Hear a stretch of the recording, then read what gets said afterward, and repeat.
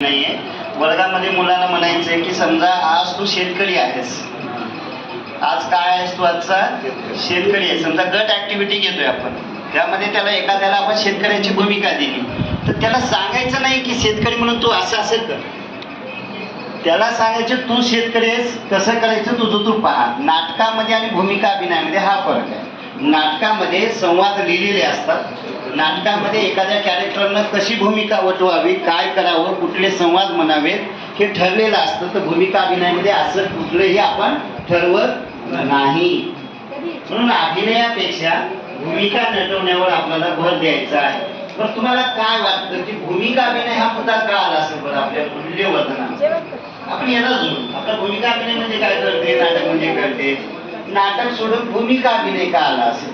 का वाटतं मूल्यवर्धनामध्ये भूमिका अभिनय का आला? छान. प्रत्येकाचं मत वेगळं असणार आहे. छान.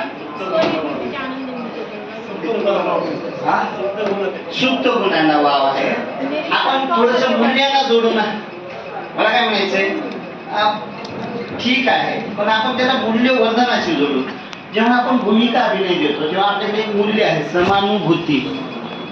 तद्रानुभूती हे आपल्या NEP चं एक ध्येय आहे. तद्रानुभूती